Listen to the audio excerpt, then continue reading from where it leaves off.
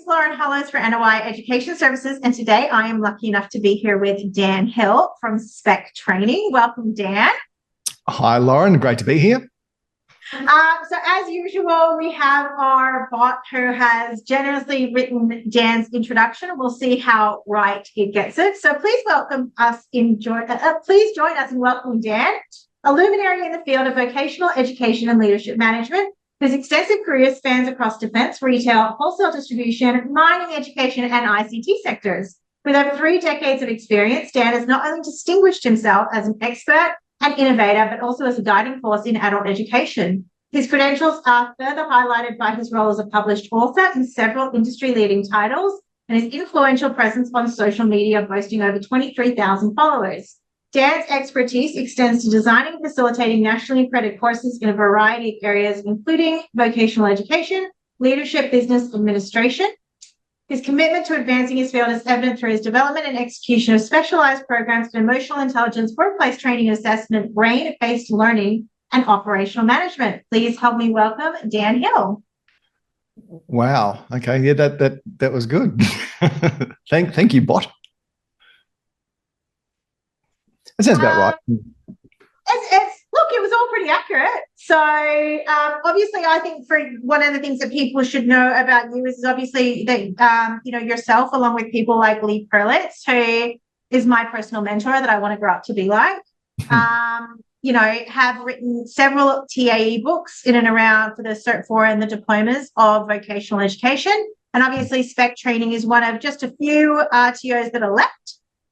Delivering Cert 4 and diplomas in TAE and VET and things like that. So that's kind of definitely where, whenever I think of, Dan Hill, that's certainly like the first place that I go to is like, he's one of the few TAE guys left. So yeah, it is a passion. We grew into it too. It was one of those funny things that when we started our RTO, both my brother and I got into training after his 20 odd years in the Air Force. I was in corporate management at the time, in general management, and I was pretty much burned out. And he just said, "Why don't we get into training?" And he already had about a year and a half up his sleeve doing corporate training. When I say corporate, government training back to defence. And so then we started Spec Training. We thought, well, we might as well become an RTO, but what are we going to do? How are we going to get it onto scope? Now, what are we going to get on scope? And we'd done some training, obviously got our TAEs with Australian College of Training and Employment, ACTE, back in the Gold Coast back in the day, and made some lifelong friends there, by the way. The days, was this like, where was it, DAA at that point, or was it still BNZ, or? It was the TAA. It was the TAA. Yeah, so it was 2007, I think, 2007. So it was TAA. We did our Cert 4s. He had done his already, and then I did mine. And then we wanted to do our diplomas together with them as well, and started training the TAA, and then the TAE, and then the TAE 16 and stuff. And it very, very quickly became evident that that's what we wanted to do. We really enjoyed it. We enjoyed the satisfaction out of seeing the change, and you really made a difference. Our first thing we ever had on scope, though, was Cert 3 work health and safety. Why? Because it was really easy to get on scope. It was really easy. And so that's how we started our RTO. But I don't think we've ever delivered it. So we try to get it off scope. And believe me, ASQA don't want it to come off our scope, no matter how many times we've told them. But yeah, that's another story. I'm sure they'll listen to this and go, no, yeah, we probably should do that. But yeah, so that was how we created an RTO. But then we put the TAE on, or TAA on, and the rest was history. And very, very quickly, as you know, resources became really hard to come by. There just weren't any. So we really had to write a book. There was nothing around. And so that's how that got started too. So 2010, I think we published the first textbook. So that's 14 years ago, Lauren. Yeah, I know. It's gone by really quickly, and it's nearly March. So, this 2024 ain't slowing down by any means. So how, obviously we're a year into the new TAE now, but I know that to most providers, we've really kind of only run out like maybe 1 or 2 cohorts. How have you guys kind of gone? How are you finding the new TAE, pros, cons? Give it all to me. That's really, it's been so interesting. So you mentioned this before, I'll just hold it up. So that's the latest textbook. Now that was in planning well before the new one was released in December 2022. So we knew what was coming as late as we could know what was coming. Now the previous version, the 16, we were probably more, I don't know how else to put it, in bed with the IRC at the time and knew about things way before we did with this one. Even knowing Andrew Shea and even knowing the guys at PwC, and names just escaped me for a second, I couldn't get any information out quick enough. I just couldn't get it. So but we planned as best we could. And then as soon as we found out stuff, so as soon as it went past draft into some sort of full version. So I think they released the TASS 00023 skill set, which was the the online trainer assessor skill set first. And we knew they were going to form part of the new Cert 4. So we developed that skill set immediately. We'd already been training virtually for ages. We had our LMSs and stuff like that. We trained on various different LMSs and learning tools. So we were ready to train that product. So we created that and trained that months before the 22 came out. So when it came out, then we just went hardball over that Christmas period to get it ready and going. And we originally thought January, then it pushed out to February. But in February, we launched a full product. Oh, March, really. But it was ready in February. And we launched the full product in March. That was the full version. But this is where the interesting thing comes in. People didn't want the full version. They were still hung up on the 16, knowing that they had 2 years worth to train it out. The 16 was easier, a lot easier. Yep. So let's just keep the 16 going. Everyone's still getting their upgrades, we do believe, from the 2010. So, people were doing that, and they were still enrolling in the 16 probably for a good 12 months. No, more than that, after the release of the 22. So we had it, and what we were finding out that not as many people were flooding into the programs, but we started with one every month, one program every month, and we filled that very. So it's now more than that. It's about 1.5 every month.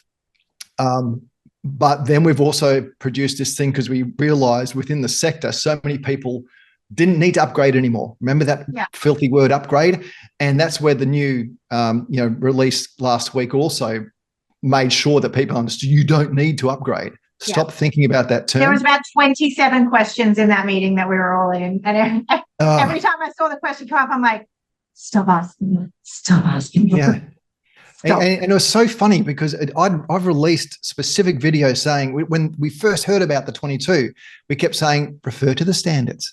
It doesn't say 22 in there. It says 10 plus 2 units. That's it. If you have the 10 plus those 2 units, you're okay. If you want the 16, great. That'll probably prepare you in time for the 25 version of the standards, probably. Yeah. So you're right. You don't need to. But certain organizations wanted their people to have the latest thing. That's no problem. I've got no problem with upskilling people. And also some people just for their own professional development, which is how we approached it. We said, we call it the transition program. It's 5 days. It gets people from the 16 to the 22 with all the additional bits and pieces in there.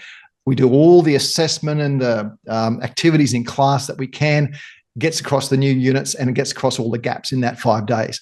We don't call it an upgrade because it ain't. It's a transition to something new. Yeah. So, and that's been a huge success as far as people wanting to do it. Again, I think if I was outside of this looking in, I'd want to do that. I'd want to just transition to the new one just so I had it, even though it wasn't a requirement. I'd like to keep on top of it. I think a lot of trainers in the sector have looked at the sector over the years and gone, even if it's not a requirement now, like I'll go and work in an RTO that's going to require it. I will, at some point the government is going to require it. Like, I just look at all of these things, like I've got my dips.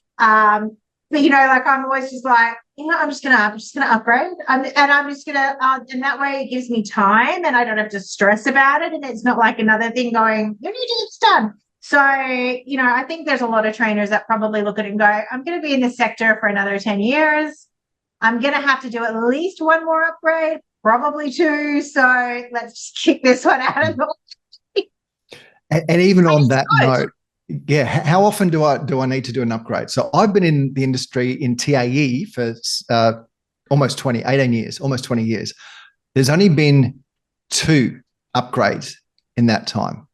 Yeah. So people keep forgetting that.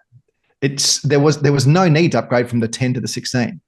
You had to do the 2 extra units, and that was 8 years ago. I feel like that. God, that was that 8 years ago? Really? Yeah. So people have this concept that you're continually having to upgrade, and it's just not the case. You just hear people telling you you've got to. It's because, like, with a lot of things, they're dealing with that, and they're also dealing with their industry upgrades as well. So, Yes. I mean, and some people have managed that really well. Like, I work with an RTO that does engineering, and like we've still got a qualification from 2005 on scope. And I'm like, this has to be the oldest qualification in vet. And so we've had trainers had to go from like a 13 version to a 22 version. And I can't believe we've got to upgrade. I'm like, you guys got away with like 10 years before you had to update your qualification. I'm like, the poor people in CHC HLT land have had to update every 2 years. Like the poor SIT trainers are traumatized from the amount of upgrades they have to go through. Well, you nailed it on the head. But remember why we're even doing this. We're doing this for the vocational sector of Australia, the working people of Australia, to get them qualified to be able to do a job. That's it. And if you think your job today as a trainer is the same as it was 10 years ago, two huge things have happened in that period of time. Different. It's very, very different. And in the last 12 months with AI, another big leap. If you think that what you got, and this is what, again, frustrates me, it's not about this requirement to upgrade. It's about just keeping up. Just keep up with what's current, which is in the standards. It tells you you've got to keep current. So you can keep current in a dozen different ways, can't you, Lauren? You can go to a conference. You can subscribe to newsletters. Every single year, covering training skills, covering assessment, and covering general knowledge of the sector. So those are the 3 requirements. And doing a TAE, I think one of the benefits of actually updating your TAE, not upgrading, but updating it, is that you're going into an industry that probably does see a lot of people, goes through a lot of audits, and so therefore you do start to get a better understanding of where things are at. And this is where I think a lot of trainers really do struggle, is because they go, well, I sat in an audit 6 years ago. And I'm like, yeah, but that's not helping you. Like your next audit experience is going to be completely different. Do you know what I mean? So getting those upgrades to the TAE, it does get them to start thinking about, again, what does the principles of evidence, what does that mean? What are we expecting for that? When we talk about the rules of evidence, what does the sufficient quality, quantity, and relevance of assessment evidence actually mean? So, updating your TAEs is an opportunity for trainers to kind of get that knowledge a little bit more current, and hopefully understand that they do have some pretty heavy responsibilities under the standards. Yeah. And a part of the new one that came out, the 22 that came out, amongst the couple of extra units that you had to do, was the new core unit, the PDD 501, which is basically working in the vet sector. And in the 2 bits of practical outcome from that are a professional development plan and a trainer matrix. And both of those things, every single trainer needs if they work in an RTO. The old Cert 4 never had that. Yep. The 16 didn't have that. So as soon as I saw that, I thought, oh, thank God, a practical unit that produces evidence at the end of doing that unit that you actually need in an RTO. Yeah, and that you can use to go and get a job. Literally. Yeah. Literally. Absolutely. I was really happy with that. And then also in the assessment cluster, they reduced it from the 4 units down to 2 units. Thank God, because not everyone creates assessment tools. And they also included the requirement to do validation post-use.